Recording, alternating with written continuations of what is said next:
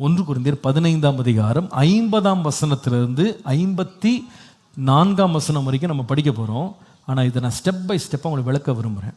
And there something very important spiritual truths I want you to learn. ஆவிக்குரிய சில சத்தியங்களை உங்களுக்கு போதிக்க விரும்புகிறேன். 50ஆம் வசனம் சேர்ந்து வாசிக்கலாமா? சகோதரரே, நான் உங்களுக்கு சொல்லுகிறது என்னவென்றால், மாமிசமும் இரத்தமும் தேவனுடைய ராஜ்யத்தை சுதந்திரிக்க மாட்டாது. விளக்குறேன் இதை நான். சில பேர் கொஸ்டின் வந்திருக்கோம். மாம்சமும் இரத்தமும் தேவனுடைய ராஜ்யத்தை சுதந்திரிக்க மாட்டாது. அழிவுள்ளது அழியாமையை சுதந்திரிப்பதும் இல்லை. அப்படின்னா அர்த்தம் என்னன்னா, let me explain this part. அப்போ ஒன்றுனா போகலாம். சொல்றார், மாம்சமும் ரத்தமும் தேவனுடைய ராஜ்யத்தில் சுதந்திரிக்காது. அப்படின்னா இந்த மாம்சத்தோட இந்த ரத்தத்தோட இதே நிலையில் நம்ம பரலோகத்துக்கு போக முடியாது. ஏன்னா அவர் விளக்குறாரு, அழிவுள்ளது இந்த சரீரம் என்னது? ஆமாம், இது அழிஞ்சிரும். நமக்கே நிறைய பேருக்கு தெரியும். ஒரு 10 வயசில் 18 வயசில் இருந்த உடம்பு இன்னைக்கு இல்லை. அதே ஆள் தான். ஆனால் இன்னைக்கு ஆள் நான் வீக் ஆகிட்டேன், ரொம்ப டயர்ட் ஆகிட்டேன், ரொம்ப டவுன் ஆகிட்டேன்னு சொல்லுவாங்க. ஏன்னா இது அழிவுள்ள சரீரம். உள்ள உற்சாகம் இருக்கும், ஆவி உற்சாகம் உள்ளது தான். மாம்சம் பலவீனமானது. இது டெய்லி பலவீனப்பட்டுக்கிட்டே போனால் ஆவி உற்சாகமாக இருக்கும். உள்ள வாலிபனை போல இருக்கலாம், உடம்பு எப்படி இருக்காது? வாலிப உடம்பு இருக்காது. உற்சாகம் இருக்கும், உழைக்க முடியாது. ஏன்னா இது பலவீனம் உள்ளது. இது நாளுக்கு நாள் அப்படியே ஷெட் ஆகிட்டே போகுது. ஒரு வீடு மாதிரி. அந்த வீட்டில் இருக்க குழந்தை புதுசாக பிறந்துக்கிட்டே இருக்கும், வீடு பழசாயிட்டே இருக்கும். அதே போல தான் உள்ள நம்ம எங்கே இருந்தாலும் பாடி எப்படி இருக்கு? வீக் ஆகுது. ஏன்னா because becoming older.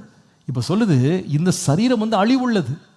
It will be destroyed, this body will be destroyed. ஆனால் நாம போகிற நித்திய வீடு இருக்கு பாருங்க, நித்திய பரலோகம் இருக்கு பாருங்க, அது எப்படின்னா அழியாத ஒரு இடம், கைவேலை இல்லாத நித்திய வீடு. இட்ஸ் எவர் லாஸ்டிங் ஹவுஸுக்கு நம்ம போறோம். இப்போ பவுல் சொல்றாரு, இந்த அழிஞ்சு போற உடம்ப வச்சுக்கிட்டு அழியாத வீட்டுக்குள்ள நம்ம போக முடியாதுன்றாரு. இதை நான் எப்படி எக்ஸ்பிளைன் பண்ணலாம்? எப்படி எக்ஸ்பிளைன் உங்களுக்கு ஈஸியாக புரியுறதுக்கு, இப்போ நம்ம எல்லாருமே இந்த ஆஸ்ட்ரோநாட்ஸ் ராக்கெட்டில் வான்வெளிக்கு பறந்து போகிறத நம்ம பார்க்குறோம் இல்லையா? வீடியோவில் பார்க்குறோம்.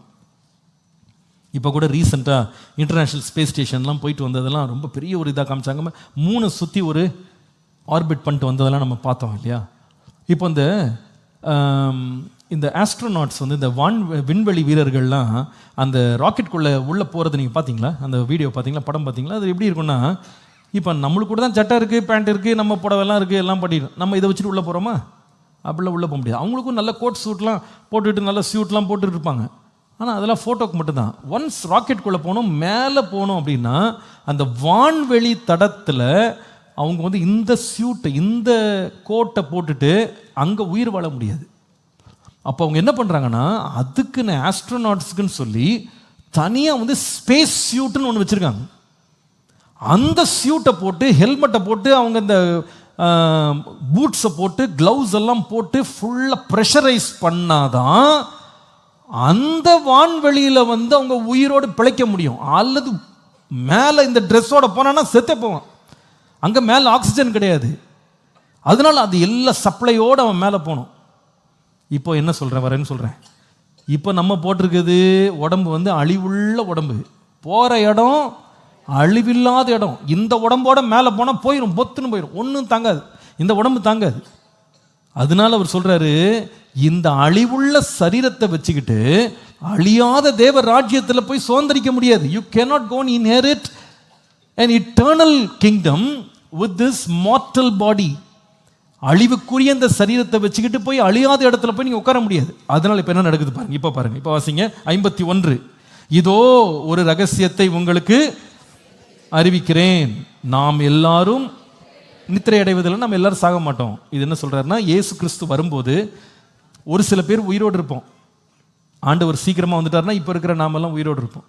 ஆண்டவர் தாமதிச்சார்னா நம்ம மறிச்சு அதுக்கப்புறமா அவரை சந்திப்போம். ஆனால் உயிரோடு இருக்கிற ஒரு விசுவாசி கூட்டங்கள் இருப்பாங்க. அதனால சொல்கிறேன், நம்ம எல்லாருமே நித்திரை அடைவதில்லை, we will not all be dead, நம்ம எல்லாருமே சாக மாட்டோம். ஆகிலும் வாசிங்கிப்போம், கடைசி எக்காலம் தொனிக்கும் போது ஒரு நிமிஷத்தில், ஒரு இமை பொழுதில் நாம் எல்லாரும் என்ன செய்யப்படுவோம்? என்ன மறுரூபம்னா, சரீரம் அப்படியே ஃபுல்லா டிரான்ஸ்ஃபார்ம் ஆயிடுமா. அப்படியே எதுக்குன்னா, இனி நீ பூமியில் வாழ போகிறதில்ல, நித்திய வாழ்வுக்கு வாழ போகிற, அதனால உன் பாடியை டிரான்ஸ்ஃபார்ம் பண்ணுறேன். இன்னொரு விதமாக சொன்னால், இது கரெக்டான எக்ஸாக்ட் இல்லஸ்ட்ரேஷன் இல்லை, பட் ஓரளவுக்கு சொல்லணும்னா, you are going up, so get on your space suit.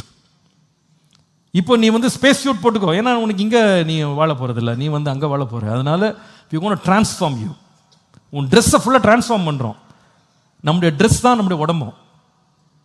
ஆண்டவர் என்ன பண்ணுவார்னா இந்த சரீரத்தை அப்படியே டிரான்ஸ்ஃபார்ம் பண்ணி அழிவில்லாத ராஜ்யத்துக்கு ஏற்ற ஒரு சரீரத்தை நமக்கு மறுரூபமாக்கி கொடுத்துருவார். நாம் எல்லாருமே மறுரூபமாக்கப்படும். இது வரைக்கும் புரிஞ்சுட்டு ராமேன் சொல்லுங்க. Very good. 52. இப்போ பாருங்க, எக்காலம் துணிக்கும் அப்பொழுது மரித்தோர். மரித்தோர் எதனால மரிக்கிறாங்க? ஒரு மனுஷன் எதுக்காக மரிக்கிறான்? எதுக்குங்க ஒருத்தர் சாகுறாங்க? சரீரம் என்ன ஆயிடுச்சு? அழிஞ்சு போச்சு. சரீரம் வந்து கொடுக்க மாட்டேங்குது. அது சொல்லுது, my time is done, expiry date முடிஞ்சிச்சு, என்னால் வந்து இனிமேல் உனக்கு உயிர் கொடுக்க முடியாது. My body is weak, I cannot take it further. அவ்வளோதான், இந்த கூடாரம் வந்து உடஞ்சிருச்சு, இது உடைய போகுது, விழ போகுது அப்படின்னு சொல்லி சரீரம் வந்து அழிஞ்சு போய் தான் சாகுது. சரிங்களா? அப்போ இப்போ பாருங்க, இப்போ என்ன படுதுங்க, அதுக்காக தான் நிறுத்தினேன். எக்காலம் துணிக்கும் போது மரித்தோர். மரித்தோர்னா சரீரத்தில், அழிவுள்ள சரீரத்தில் அழிஞ்சு போனவங்க இருக்காங்கல்ல, இவங்க என்ன செய்வாங்கன்னா அழிவில்லாதவர்களாய் எழுந்திருப்பாங்க. They will rise up as imperishable. Your perishable body that has gone to the ground, when Jesus comes, will be resurrected with an imperishable body. அழிவில்லாததை, அழிவில்லாத சரீரத்தை அவங்க வந்து எடுத்திருப்பாங்க, அவங்க எழுந்திருப்பாங்க. நாமும் என்ன செய்யப்படுவோம்? இப்போ நாமம்ன்றது யாருன்னா உயிரோடு இருக்கிறவங்க. அவங்களுக்கும் டிரான்ஸ்ஃபர்மேஷன். ஏன்னா நீ மரிச்சிருந்தாலும் சரி, உயிரோடு இருந்தாலும் சரி, இந்த உலகத்தில் தான் இந்த உடம்பு வேலை செய்யும்.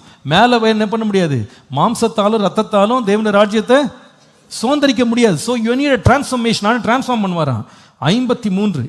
இப்போ பாருங்க, அழிவுள்ளதாகிய இது. அழிவுள்ளதாகி இதுனா எது? Very good. அழிவுள்ளதாகி இந்த மாம்ச சரீரம் அழியாமையையும், அழியாமைனா இது மறுரூபமாக்கப்பட்ட சரீரத்தையும். சொல்லுங்க எல்லாரும், அப்பதான் புரியும் உங்களுக்கு.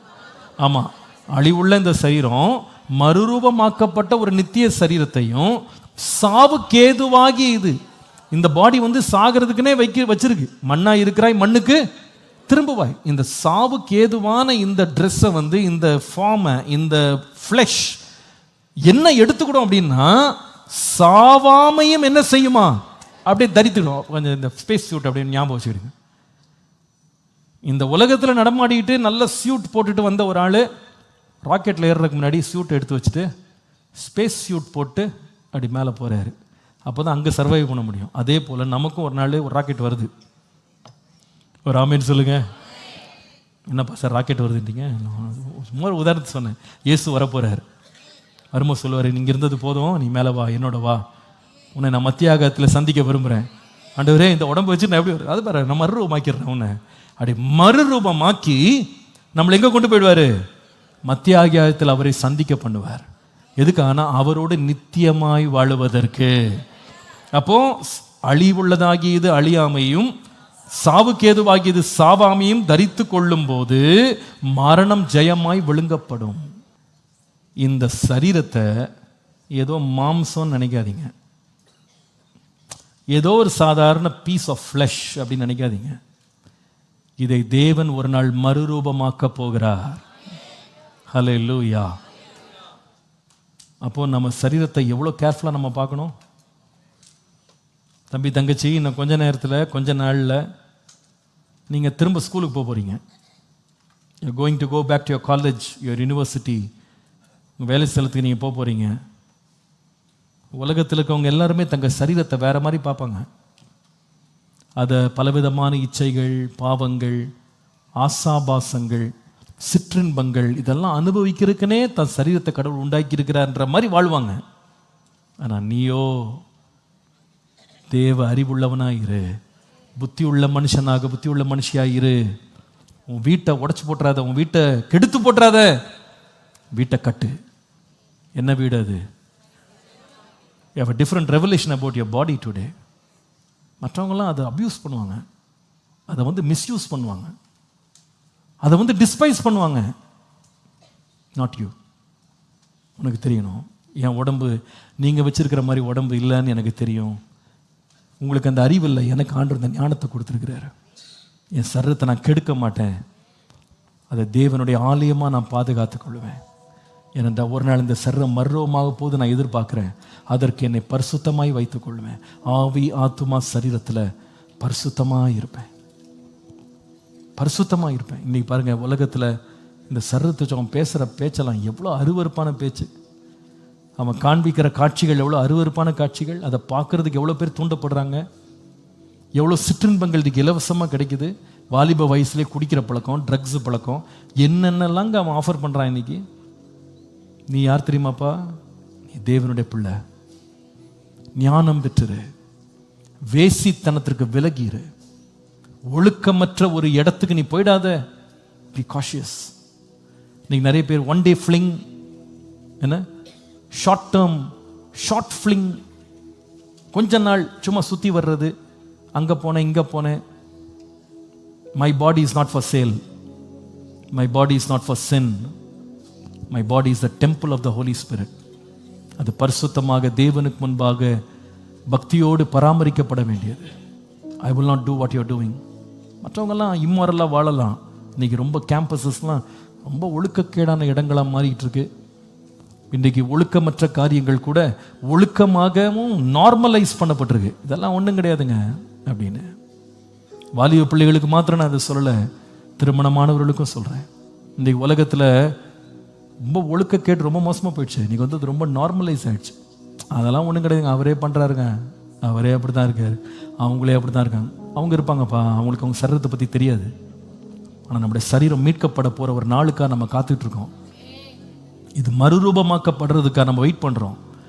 நம்முடைய சரீரத்தை பாவத்திற்கும் இச்சைக்கும் ஒழுக்கமற்ற வாழ்க்கைக்கும் நம்ம விற்று போடுறதுக்கு நம்ம அறிவற்றவர்கள் அல்ல, ஞானம் உள்ளவர்களாய். ஆண்டவரே, நீர் வரும்போது என் ஆவி ஆத்துமா சரீரம் மாசற்றதாய் குற்றமற்றதாய் தேவனுக்கு முன்பாக காணப்படுறதுக்கு என் சரீரத்தை நான் ஒப்புக் கொடுக்குறேன். சரீரம் முயற்சியில் மாத்திரம் திருப்தி கொண்டாதீங்க. நான் ஆரம்பத்தில் வேடிக்கையாக சொன்னாலும் நிறைய வேளை நம்ம we think we have taken good care of our body. ஜிம்முக்கு போகிறேன் பாஸ்டர், எக்ஸசைஸ் எடுக்கிறேன், நல்ல டயட் சாப்பிட்றேன், மெடிக்கேஷனில் இருக்கேன், நான் வந்து என்னை பியூட்டிஃபை பண்ணிக்கிறேன், நல்ல க்ரூம் பண்ணியிருக்கேன், அதில் மட்டும் திருப்தி ஆகிடாதீங்க. இந்த சரீர முயற்சி எல்லாம் அற்ப பிரயோஜனம் உள்ளது. தேவ பக்தியோ இம்மைக்கும் மறுமைக்கும் பிரயோஜனம் உள்ளது. அதில் இம்பார்ட்டன்ஸ் கொடுங்க.